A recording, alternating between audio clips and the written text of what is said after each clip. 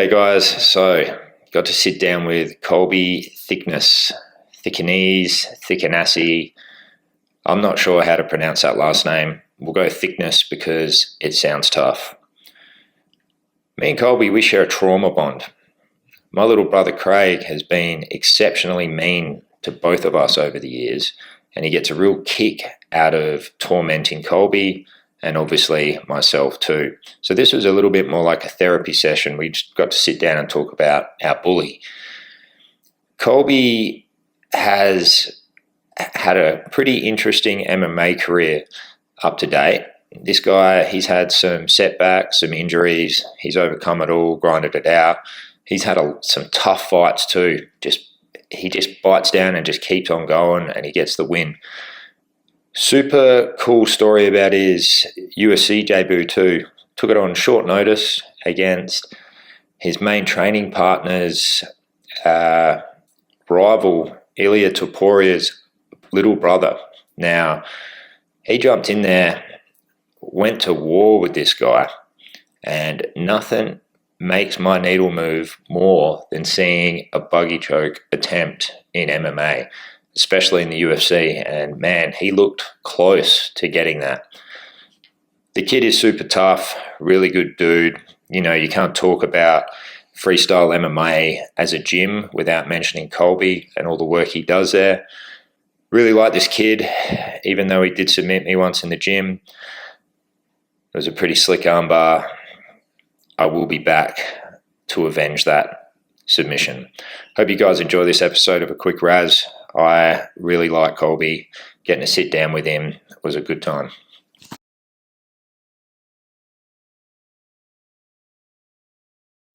Colby, how we doing, mate? Very good, Adam. How are you? Besides having to spend a few days with Craig, it's been a good time, mate. You look weathered. Dude, it's the second we wake up, he's just on me about everything, eh? And if I take too long in the shower, or if, God forbid, I have to go to the toilet when he has to, I don't know how I do it. But I feel like we're trauma bonded with Craig as our, the common denominator there. Yes, he's both brought the most amount of suffering into our lives. It's not, I don't think it's fair for me being the big brother that the little brother has the power, but it shows how weird the fucking world is that, he's the Joker and the Joker's winning. I know. Batman. Shows everything about society these days. Yeah, bro. Bad guys are winning. It's horrible. Look, we'll come back to that scumbag later. But I seen that picture of you with Volks when you were young. And then, how old were you then? I think it would have been 12 or 13. Yeah. Maybe a little bit younger. So only a couple of years ago. Yeah, exactly. Were you training at that time? Yeah, so I was doing wrestling and football before that. Yep. Then so I came to Joe's and I think I was 12. And I think I was in like 2 or 3 months of being at Joe's. That's when I started competing at jiu-jitsu. Yeah, no shit. Yeah, so just straight into it. Yeah. So you've pretty much been at freestyle the whole time. Yeah, so I rocked up to freestyle. I think Volk was 2-1 as a pro. Yeah. I was pretty sure. Oh, no, I'm pretty sure I got there just before he lost to Corey Nelson. Because I remember one of my first conversations was with him, how his tournament bracket got changed. It's like, I'm fighting the number 1 pound-for-pound guy in Australia now. Oh, and so he fought Corey Nelson. And then after that fight, we had the loss. That's when he started doing more of a jiu-jitsu comp. So that's where that photo came from. Yeah, no shit. Yeah, it must be an absolute trip for where the gym is now. Even being in the room the last couple of days, like watching you guys spar today, you look great in that rashi. But I don't know, man, like as fucking fanboyish as it sounds, it gives you goosebumps being in there. So for you coming up, fuck, man, you couldn't have picked a better room to be in, eh? Well, legitimately, especially from when I started, because it was still very much like the Australian scene was very much like gatekept from the rest of the world. It's like, oh, if you want to make it, you're going to go over to this gym and train, you've got to go to America, got to go to Thailand or something, because nobody really sort of paved the way to Australian martial arts success in UFC. You had guys like George Shoplopoulos who were fighting, but they weren't really, they were like 50-50 fighters in there. Yep. So it's pretty much Rob and Volk who sort of really paved that way. And I was just lucky enough to sort of get on the coattails of Volk and just be a part of his journey from really young age. So like I said, saw him bounced back from his first loss. Was down there when he won a couple of, I think it was AFC titles at the time, down in Melbourne. Then when he went over to PXC, won the PXC titles, got the Tiger contract, then you go UFC debut to through the rankings, and a couple years later, like backstage at T-Mobile after he's beat Max Holloway. So it's been incredible. His run, he was the first guy that I ever barracked for against Jose Aldo. Because you could tell that was going to happen, and I was like, fuck, that's like Aldo's one of my favorite fighters of all time. And I'm like, I can't not barrack for Volks. Yes. And his run, bloody just legend after legend. Yes. Yeah, he pretty much had one of the harder paths to the title, I think. Especially because now he's known for like his personality and everything outside of fighting. But before he got to that point, he wasn't like very well received within the fans, and even though he was like putting guys like Darren Elkins like not away, but was dominating them over 3 rounds, and it was putting away Chad Mendes, and the hardcores respected it, but I didn't really have that like massive fan base following. Even when he first beat like the Max fight and the rematch, like there was still a lot of sort of ifs and buts about Volk. It wasn't until like he really sort of came out of his show on like the Ultimate Fighter, went bold and beat Ortega in that one. I feel like he finally got the recognition he deserved, which is crazy to say because like you look back on his resume and the run he went on, and like it wasn't well received. It was like 2 or 3 title defenses in. Yeah. It's always MMA fans can be so fucking ruthless. I've got it. And I remember being on a MMA forum back in the day, Sherdog. Yeah. And after Aldo lost to McGregor, I wrote on there, "Oh, the poor cunt." And like as an Aussie, you know what that means. Yeah. They thought I was calling him poor as in like broke and just like being mean to him. And everybody went in on me, and then someone was like, "This guy's from Australia. That's actually like not a bad term to be called." Bit of endearment for him. Yeah, exactly. But yeah, like, you know, even Joe Lopez, I see him in there coaching and stuff like that. And, you know, obviously you guys, even watching the amateurs spar today, you guys have a big fight team. Yes. There must, like, there's no short of bodies in there for you guys to work with, eh? No, exactly right. I think so. When we first started, so when I started fighting when I was 18, some of the morning sessions, it was, say, me and Volk and Joel just put down a chair and just watch us. So like you said, now we had to split up training this morning. So we had the amateurs in from 9 till 10. There was probably like 20 to 30 of them.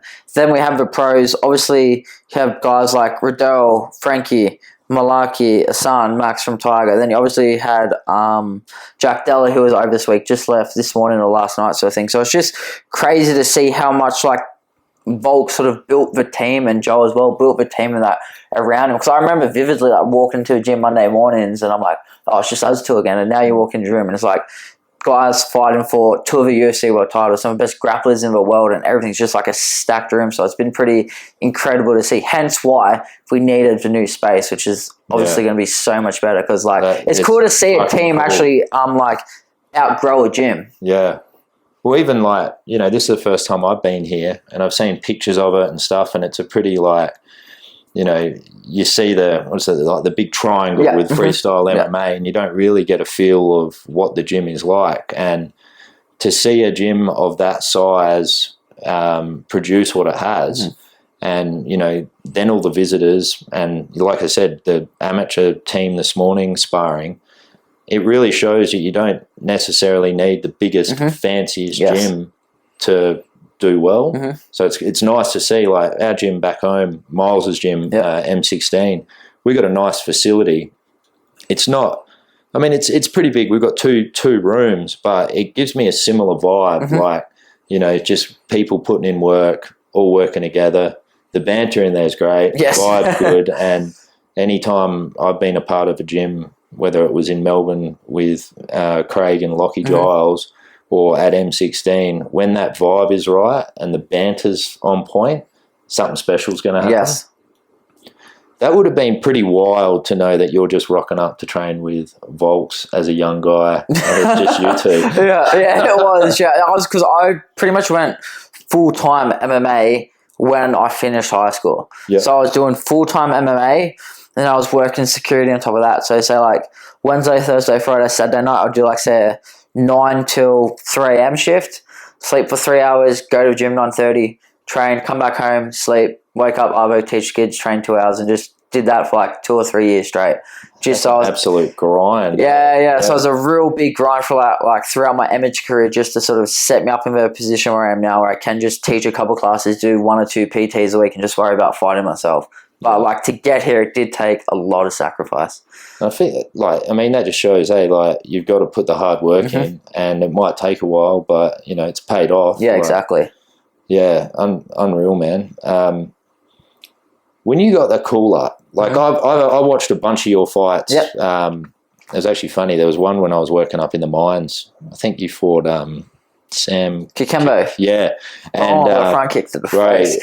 I was losing my shit Yeah. in the it's a cabin, but for some weird reason miners call them dungas, right? It's fucking bizarre. Yeah. But I was losing my shit in the room, and there's people, we would have to get up at 4 to go get breakfast. So people next door must have been hating me. Yeah. And your run, you went through, I know you had a bit of an injury. Yes. To overcome, you had some hard matches, and then that injury to get to where you are now must be bittersweet. Oh, definitely. So I had a good amateur career. So I went 8-1, won like for Oceanic IMAFs, which was like 3 fights in 3 days. But then, so then I started the pro career, and then it was 3 fights in 3 years.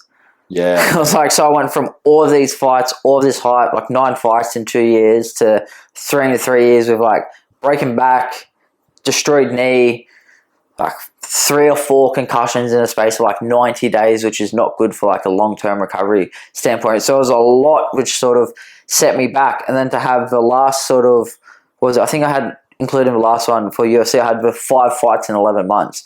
So, so it was like, it was 3 years start, took forever, and it was just like this last 12 months, I finally actually got to put everything together, stay fit, health, and just got to keep fighting. How the hell do you fight 3 times over 3 days? Lots of ibuprofen and caffeine gels. So I had to do it at 66, because obviously I can't cut to 61 3 days in a row. So I'd weigh in at, I think it was like 6 a.m. weigh-ins. Then we'd have to be at the venue for 10, fight around 12. So I'd rehydrate and drink before my fight. Then I'd fight. Then I'd stop eating and drinking around 4. Then I'd get to around 68, 69 kilos that night. So I'd just cut the 3 kilos in the sauna, wake up weighing, and just did that like for 3 days in a row. Holy shit. Yeah, it was just lots of, like I said, ibuprofens and just like caffeine gels and that for the energies and stuff like that. And Joe Lopez yelling at you. Joe Lopez wasn't even there, actually. Really? Yeah, him and Volk were over in Vegas for a fight, so I just sort of went with like the Oz team coaches and that. Yeah, so it's pretty much like a debrief after each fight on a phone call. Yeah, no shit. Yeah. Man, I mean, that's going to make anybody hard, eh? Exactly, yeah. I actually went in there, I forget what it's called. Oh, the bursa sacs in your knee. I actually like burst one like the week before. So I have a video and it looks like I have it like legitimately a tip on my knee. And so I put the shin pads on and it's like protruding over with how much fluids and that's in it. So I had to like fight with just like little things like that. That was like the first day. And the first day I had to fight like, even my bracket, there was 7 of us in an 8-man division. And because I was a lower seed, I fought the guy who came 3rd at Worlds. So I had a tough fight with him and I finished him in the 3rd. And I had to fight the second day. On the second day, I fought the second best seed, but he didn't fight the first day because there was only 7 of us. So it's like 3-round war, coming in beat up, and I'm fighting a fresh dude. I beat him, and I'm like, fuck, doesn't matter who I fight in the final. Like, the first 2 are going to be the hardest. It didn't matter at that point. Yeah, I guess everybody's banged up by that point. Yeah, exactly right, yeah. Yeah, but those tournament, like first UFCs and shit, and then I feel like maybe if you did it all in one night, you wouldn't get a real good chance to feel how banged up you were. Yeah. But by that 3rd day... Oh, I was cooked. I was so I was walking around, I had like a head bandage on because my ear was so cauliflowered and draining. It just kept... So I had like an ice pack there. I had an ice pack under my eye. I'm like in this restaurant. I can't eat or drink. I got like this Team Australia shirt, but I look like I'm a loser in there. It was not a good look. Oh, man. Well, I don't know if your cardio was as good as it is at the moment, but we've had quite a few rounds this week. You are the fucking Energizer Bunny. Like, the way you just keep moving, man. And, like, how much do you weigh at the moment? 70, 71 kilos. Yeah, so I got 25 kilos on you. Fuck, you're a hard little bastard to hold down. Hey, that's unreal. You did get me last night, though, you prick. I'll say it here. Yeah. I know they said they missed it on the footage, so I could have just pretended it didn't happen. But that was a nice armbar. Thank you. It was 15-1 still, though. Well, yeah, but still, you got me last. So, that's the end of a roast now. If you're at Open Mat tomorrow, it's fucking on. It's on site.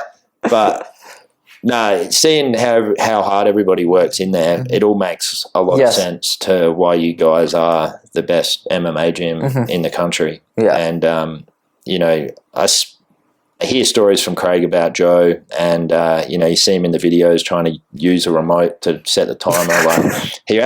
I've done quite a bit of cabling in nursing homes. He actually reminds me of some of the patients. That's right. Yeah. But he's done bloody well. Yes, he has. Yeah. I think it's just the mindset he's instilled. Like, as simple as it sounds, like me and Volk always say, like, especially like chokes and that, like, if you got a hand to tap, you got a hand to fight. Yeah. And it's just same thing as like, even like, we'll talk about like a buggy choke. Like, I was in deep, but I had like a thumb and 4 fingers. I was like, well, I can give up, or I can just see if I can make something happen with this. So it's always been that mindset. Like, when you get, especially in training, when you get caught, just tap. But I do believe that most people, they get caught and they get like, in a sense, comfortable with getting caught. Whereas I'm very much like, I don't care if I'm caught, I'm going to go until like, I'm like 80%, all right, if I go anymore, I could get injured. It's just not worth the risk of that. Yeah. But I think it's a very good way to develop that resilience, because a lot of times people, like, you know, you can't squeeze a choke all out for 25 seconds straight without gassing yourself. So if you can survive it for 5-10 seconds, it's not going to be as bad at the start. So I always just try and sort of figure out the littlest way where I might be able to sneak a finger in here or move an elbow or shift, like use any bit of my body to give me an extra second or two. Because like, prime example is like Volk versus Ortega, which is exactly that. Whereas like for higher stakes, see now what he did in the training room is just perfectly reflected. Like all the times that we do like the Shark Tanks workouts for that Ortega fight, instead of jumping on positions, we were forced to jump on subs. So he's 20 minutes into his workout, he's got 90 seconds left, and just like, front head, Colby jumping a DAS. I'm jumping a DAS trying to squeeze him. He's not going to tap unless he's going to go to sleep in training. So that sort of really reflected that in the fight, that style of training and like mentality we have towards it. Well, I was trying to get you with a bunch of shit, and I'm like, how? Like, that's why I put that thing up, hard to kill, bro. Yeah. Like, oh my god, Craig said you were a tough little bastard. He actually was nice, yeah, when I said I've got to try and buggy him from the back. We've been talking about buggies, and he's like, he's a tough bastard. Yeah, and 100% you are.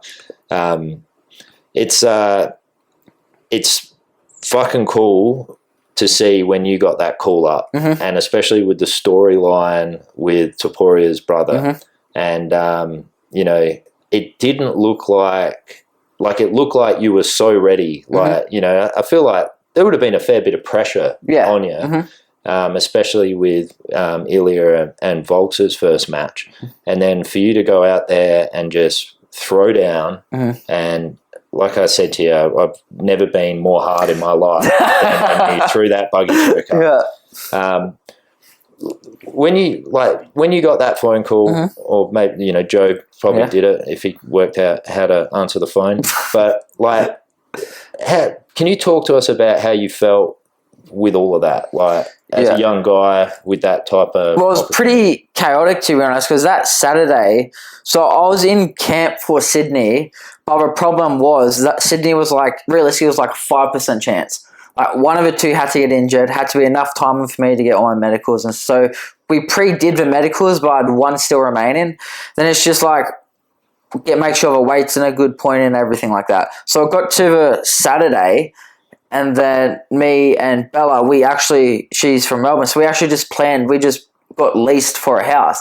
So that Saturday, when I got the call up, the next Saturday I was going to be going down to Melbourne to go with her to bring everything up here so we can move in. So I was like, I was still in camp for the fight, but I was like, it's probably not going to happen. I've done my fight simulators, but I do know I have to defend my belt in Hex in 6 weeks. So I'm like, I'm 5 weeks into a camp. If I kill myself for these next 3 weeks, I've still got another 6 weeks. It's going to be like a 15-week camp. Jeez, yeah. So if I get my weight too low or anything for that, I'm going to be pretty cooked. So like my mine wasn't half in, half out. I just had a lot of external things going on. And then I sparred that Saturday and had just a shit sparring session. I was like, I remember at the end of the session, I threw my head gear. I was like, sport fucking sucks, eh? Like, I don't have a fight, sparred shit, got so much going on. And I ended up having to work for 10 hours doing like a security static shift. So I'm like, in my car, I was like, fuck, I'm just going to Uber Eats my feels away. So I got like Guzman and Gomez, it's nothing too bad, but like burrito salads and that. And then it was like 8:30 at night, and I got like a message request from, I think it was like Oren's his name or something, but I saw his Instagram and it was like all these photos with Deporia and that, and I was like, fuck, I wonder if this is what I think it is. And he's like, message me, hey, how are you? Got an opportunity, what's your WhatsApp? 5-minute phone call, told me that Cody Hadden was out. If I want in, he could have got me in for his management side, but I was like, I already got Joe, Tara, Volk and everything who runs my management side of things. And so they were over in New Zealand, so I think it was 8:30 here, so it's 10:30 there. I'm like, hey, Joe, if you're up, text me back. Got a pretty urgent call. Caught him. As I was on the phone to him, Volk's already texting Sean Shelby, like, to put me in, I'm ready and everything like that. And then had to sauna that night because I had like 11 and a half kilos to go.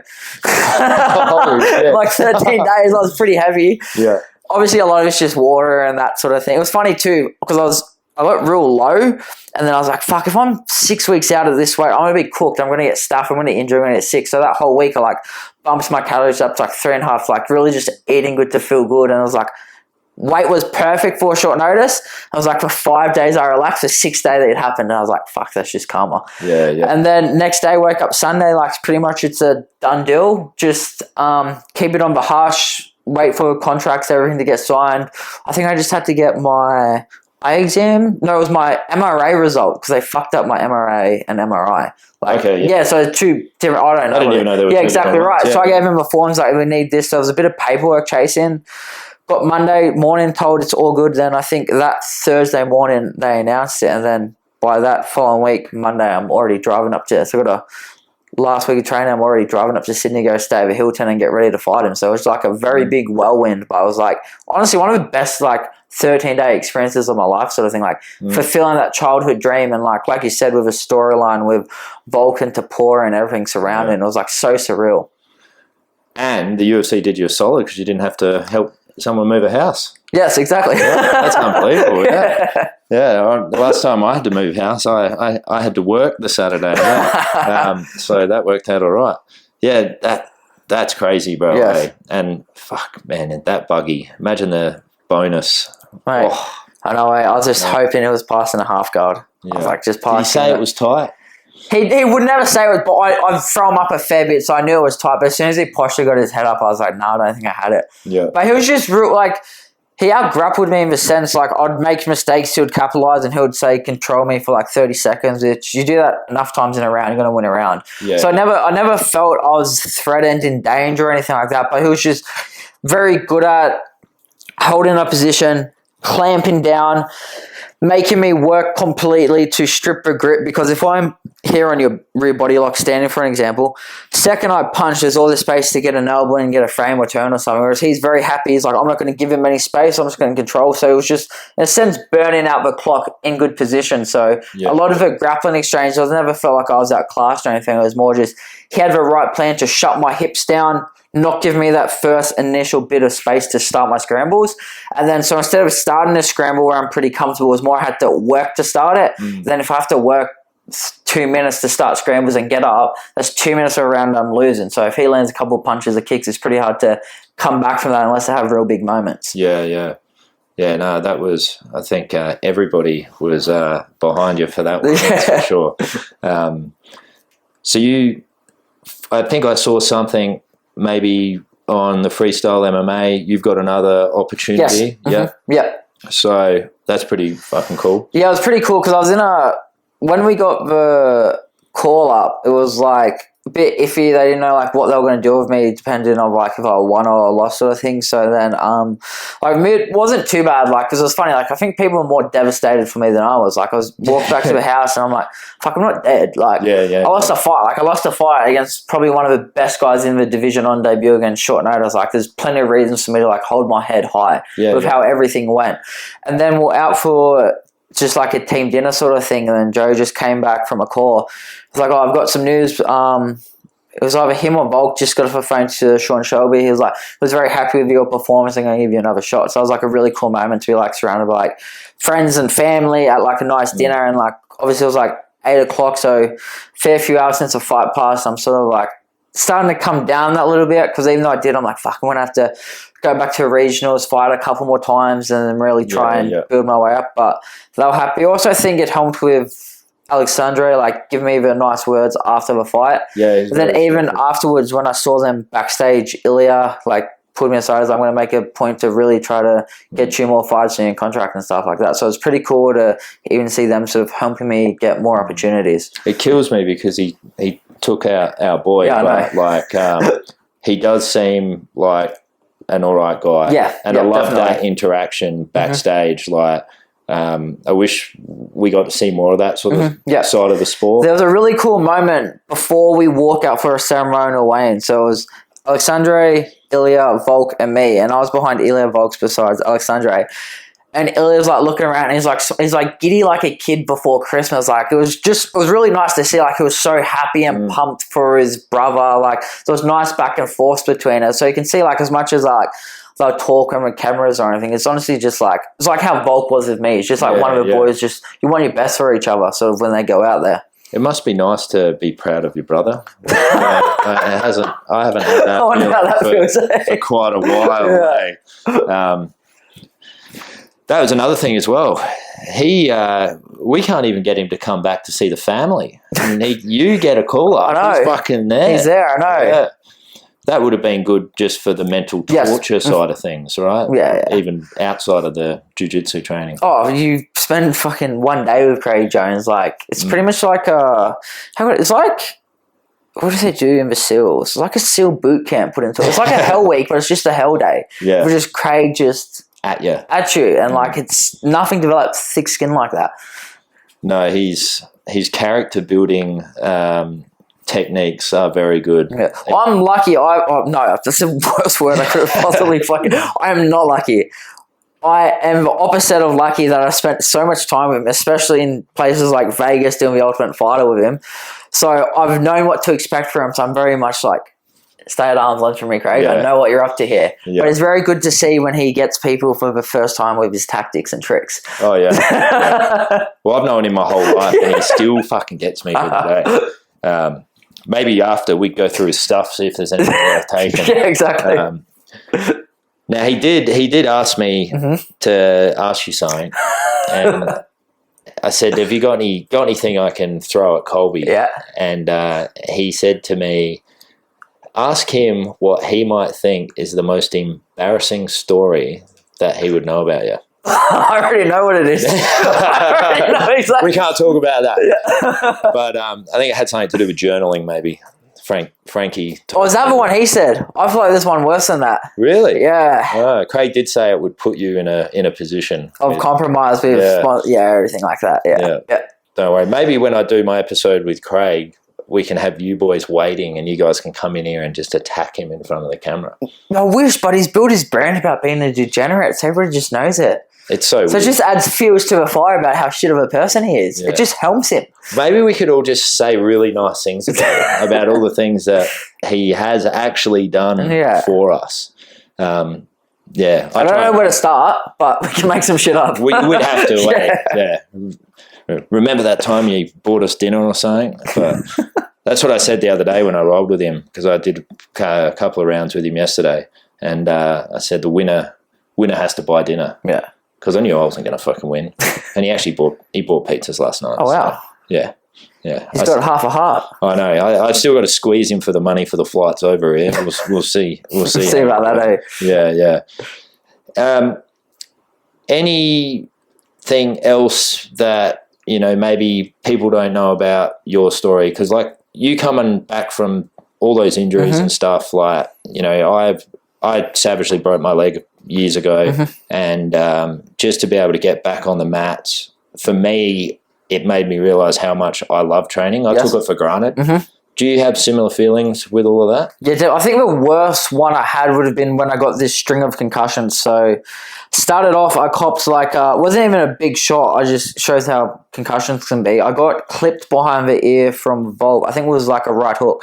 It wasn't hard, but because we spar with headgear still now, but I hate the real blocky headgears because they block your peripherals. Yeah, yours was quite like slim. a footy with little things here. You look like bloody a Mortal Kombat character, like Sub-Zero. Yeah, exactly. That's the look I'm going for. I'm just going to have to get it in hot pink to really intimidate everybody. Now you sound like Craig. Yeah. And then he just threw a right hand, not too hard, like big gloves on, just clipped me behind, threw my equilibrium out, and I got like a mini concussion off that, and I was like 6 weeks out from a fight.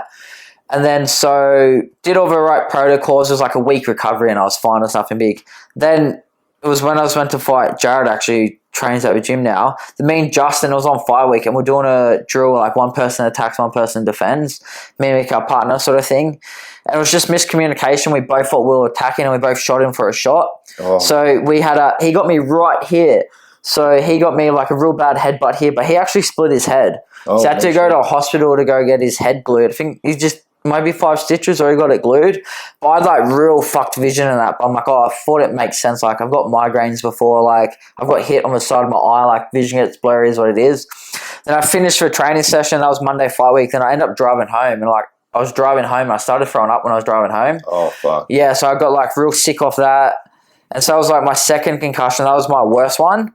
And after that, I had like I didn't know what it was, but I went into like I went into a state of depression. But the reason being, when you get real bad traumatic brain injuries, your brain's trying to rewire like connective neurons and that. So I was like working on your real emotional things don't make sense. You're in a fog and that. So I was in that for like say 2 or 3 weeks. Then I had to go up and see a specialist and they explained the situation to me like you're going to feel off, and that sort of made me feel a lot better. But the biggest thing was with that, whilst I had all that sort of negative shit going on inside my own head because of the injuries and that, I was still at the gym twice a day. And even though on the surface, when I'm outside of a gym, I may look fine, I probably wasn't doing too well sort of thing. But I can say them hours when I was at the gym, I was doing very well because I was just in my happy place. I was doing my thing. Everything was sweet. So it was like cool to see, like even when I had these issues from concussion injury, which is like can be pretty serious, like still like freestyle is like the best place for me sort of thing. And that just really reinforced, like especially for like your everyday people, like how important I think it is just to get into a good environment of a good gym, like lifting weights, running, everything like that's great. But I think there's like a certain bit of camaraderie you get when you're doing like a jiu-jitsu gym, MMA gym, a box gym, whatever it is, where you're putting in the hard work. It's a little bit more physical. It's in the sense that you're gonna be trying to injure your partner, but in a safe, it sounds weird, but it's in like a very safe environment. You can like build bonds that way. And it was cool to see that. So when I had my third concussion happened in a fight, I knew what was going on, and I was straight back in the Monday, and I'm like, I can't train for 90 days because of a medical suspension because of my head. But that whole 90 days, I was like 10 times happier I was than with the first 2 concussions, so I knew everything was going on. I was like, just put yourself in the gym, put yourself in the right environment, and it can do wonders for you. So I always tell all the boys and like even like mates my own age, and they're like, oh, I just like feel a little bit lost. I'm like, bro, just sign up to a jiu-jitsu gym. Doesn't have to be ours. Find one's 5 minutes away. Find that's got like the least path of resistance to get there. And I think if people just sign up to that, it can really just sort of trickle down into other aspects of your life and really help you in that regard. And that's why I feel like so lucky and so blessed I've been able to do this since I was like 12 years old for 13 years now. I was just be surrounded by that. It was funny. I with one of my good mates back home, Shane Cooker, we were at a mate's birthday. I'd known him on Instagram and stuff like that. We had a couple of beers and we started talking, and he was like, he had done jiu-jitsu and he wanted to get back into it, and he came up with this idea for he's Indigenous, and he came up with this program. It's like men's mental health program. We called it First Nations Jiu-Jitsu. And we got funding through this organization called Sonda, and we were trying to explain to them how good being on the mats is for each other. And you know, they're like, oh, so what is it? And we're like, oh, well, you know, it's submission wrestling. We're trying to choke each other and stuff like that. And they're like, how is this good for mental health? And I'm like, it seems weird. But they actually came and watched it. They came down maybe the first session we had, or second session. And, you know, all the boys are on the mats and, you know, all different walks of life too. And we had some M16 members, senior members that were in helping. Like Miles was in there, one of my mates, Marcus. And, you know, there was a lot of stuff about culture, but then, you know, we're showing techniques and then, you know, the lads all know each other. So there's this like banter, all this, and it was full of laughs and stuff like that. And the lady actually said to us after, she's like, I completely get it now. She's like, when you told me that, you know, you guys are going to be choking each other and trying to break each other's arms, like safely. She's like, what the hell are we getting ourselves into? And I say it to all the boys, you know, even if I work, if they have a breakup or they're, you know, maybe they're getting up to a bit too much no good on the weekend, I'm like, just fucking come and train. Like, you know, family problems or whatever, like just get yourself into the gym. You're around, you know, my favourite saying is like, if you're hanging around 5 shit cunts, you'll be the 6th shit cunt. But if you're in a gym, and it doesn't even take long to mingle with the boys, you know. You don't get pats on the back that often at work and shit, whereas you go into the gym and you do something slick, you get a little pat on the back, and you're like, oh, fuck. For positive reinforcement, But, no, dude, I really wanted to get you on. Like, when Craig, he was a pain in the ass, so I was trying to get him to give me enough notice to let work know. And then, you were the first one that I hit up. Legend. And, because I love it. It's a fucking cool story, bro. The book's not over yet. Exactly right. Be very cool. Chapter 25, so 25 more to go. 25 more to go. Well, it could be less if you hang out with Craig too much. I don't know. Joey Lopez is doing pretty well. Well, somehow it just may not age well. Actually, we'll see after Miami. Actually, let's shit on Craig for a bit before we finish. Hopefully. What's the? Tell me something that you know you just seen him be an absolute scumbag. Oh no! What's that? Or maybe you know, like training with him doesn't have to be partying. We don't want to build that character anymore. Yeah, I was going to say, so I've seen him do some pretty questionable things partying. Training wise, I think he's just.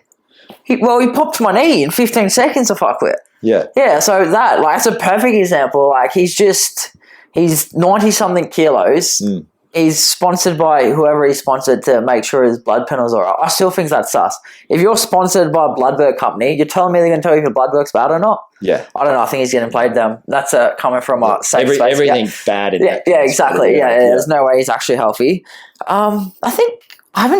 Shit thing is, he's a shit training partner, but he's like, does it in a safe enough way where it's not actually walks over into a bad training partner. He's just shit. Like, he'll smother you, he'll hit you with bullshit, he'll embarrass you, but he hasn't technically done anything too bad, like broken your heel or anything like that yet. But I do hope he still owes me around from Vegas when we're at 10th Planet. He said he would spar with me, run around. 16 gloves and shin pads. And every single time I see him, I bring it up. He's like, that never happened. But I've got a vivid memory of it. He actually has a mean head kick, eh? When him and Volk did some of the sparring over in Tough, and I actually saw him, and I think Joe was holding pads for him. He actually had, like, obviously when you think about it, coming from jiu-jitsu, hips and that, but I'm like, I saw him, like, good flexibility, and I was like, fuck, he's got hands, dog shit. We've all seen that video of him try to body punch me twice. Absolutely punch us like a little bitch. But he's probably got some kicks behind him. Yeah, he used to always quote the Crow Cop. Was it right kick, hospital, left kick, cemetery, and he'd kick the bag, and like he could kick me in the head. He used to do the Showtime hand on the mat. Shit. So look, I would love to see you, Brad, Volk, you can all do it together. I'll hand you water. We need to see him get pulverized. He deserves. Well, hopefully coming up. Monday morning, that should be my send off. Yeah, I fly back Monday night. Yep. Let's get him. No headgear either. No, just pulverizing. I'll even grapple him as long as we start on my feet, and I can wear whatever's padded. I can hit him with it, and I'll grapple him. Yeah, I'm just gonna put elbow pads, knee pads on, and gloves. Pride rules, so then if he pulls guard, you can stomp him in the fucking head. Yeah, I'll put wrestling shoes on too and just fucking axe kick him. Oh, well, look, if we can make that happen, I will be filming, and that footage will get me to sleep at night. I'll get a lot of people to sleep at night, I think. Anybody that's ever trained with him. Yeah. Thank you, brother. Legend, brother. Thank you for having me on. No, cheers, mate.